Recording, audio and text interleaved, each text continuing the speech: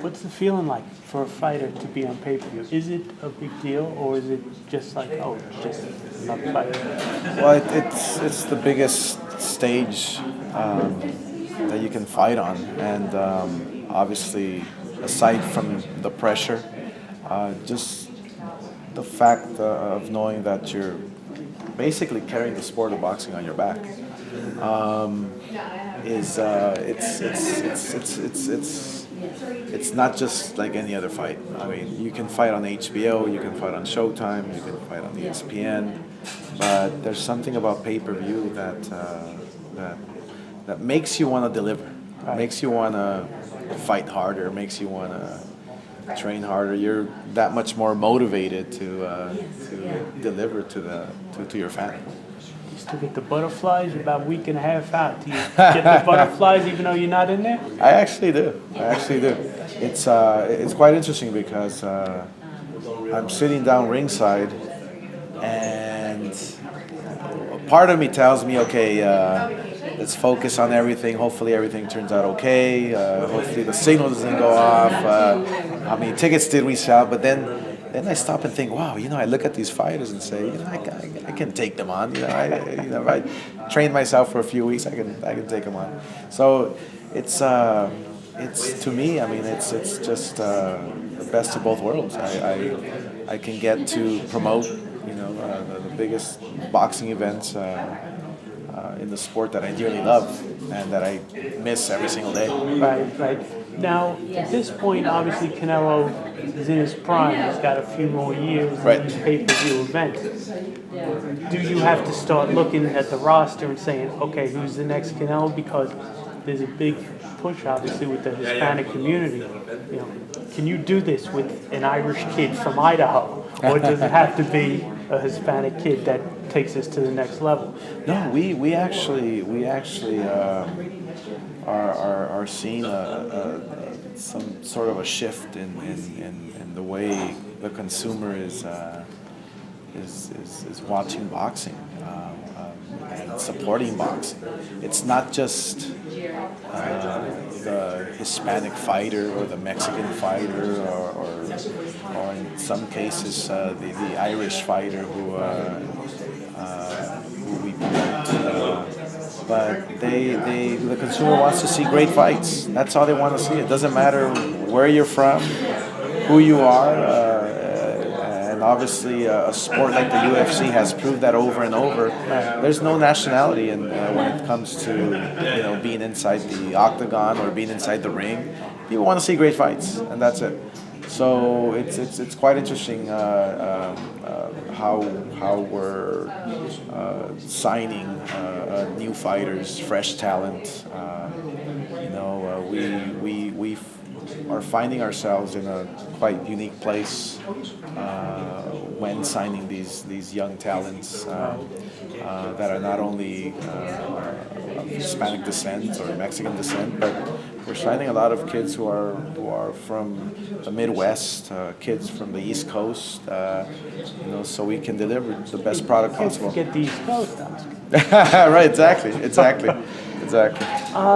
With everything going on with the digital streaming and all these deals being made, putting it on regular TV, has the pay-per-view model gotten to the point where it's twice a year, it's May, September, and that's it? Or can you, if Canelo wanted to fight 4 times a year, could you put on 4 pay-per-view events and not turn everybody off? We can, as long as we're delivering the best product, as long as we're delivering the best fights. That's the only way we can sustain this trend. I remember in my career fighting 5 times on pay-per-view in 1 year, and the reason why we were able to generate numbers is because I fought the killers, the best guys. That's the only way you do it.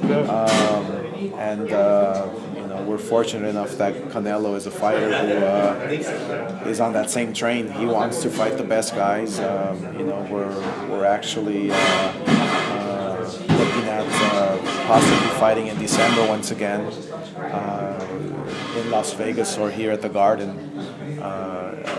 So we yeah, exactly. So we strongly feel that as long as you give and deliver the best product to the fans, they will watch. Right. Oscar, appreciate it. Good luck next week. Oscar, real quick, what are your thoughts on Kingsley's performance this past weekend? He needs work.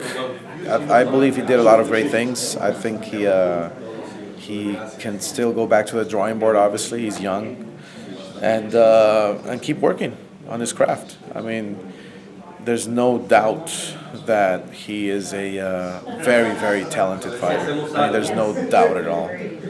He has the speed. He has the, he has everything that goes with it outside the ring. With the charisma, he can expose boxing to a whole new demographic, which is just great for boxing. So, but look, he has to remember that training and focus and boxing is what got him there. So he has to go back to the gym and just work hard. Now, he seems to be pretty popular. Seems to be coming of his own into being a draw. Do you think that his handlers might be trying to rush him? Like, because it seemed like he's going at a fast pace right now.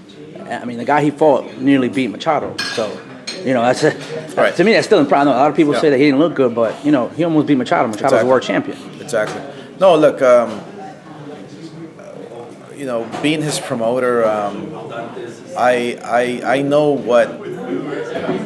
what steps he must take to get to that level. I did test him in this fight, and it was a very difficult fight. But those are the type of fights that get you back to the gym and bring you back to reality and make you work twice as hard for it not to happen again. Look, Ryan Garcia is going to go back to the gym. He's gonna take a look at his last fight. He didn't throw enough jabs. He has to throw more combinations. I mean, Ryan Garcia throwing more combinations is going to be very dangerous. He has to bounce more on his toes, and he has to stay focused. Look, he's a kid that has a bright future, and we're going to take the necessary steps, in order for him to get there.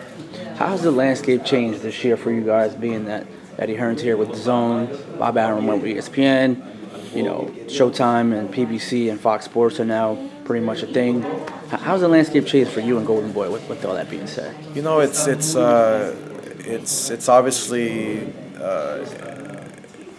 motivated us to step our game up that much more. We have quite a few partners that we're working with as we speak that are going to take boxing to another level, and we're really excited about that. I mean, we're excited that we promote the only superstar in boxing that can generate over 1 million pay-per-view buys in Canelo Alvarez. We're extremely proud that we can develop the next young champions, and I strongly feel that Ryan Garcia can be the next pay-per-view star. There's nobody else. I mean, you can talk about an Anthony Joshua, for instance, who is a tremendous heavyweight that I'm rooting for to bring back that heavyweight division, but he hasn't fought here in the States, and nobody knows him. Even a fight with Wilder and Anthony Joshua will not crack 350, 400,000 homes because nobody knows them in the pay-per-view industry. So we're motivated.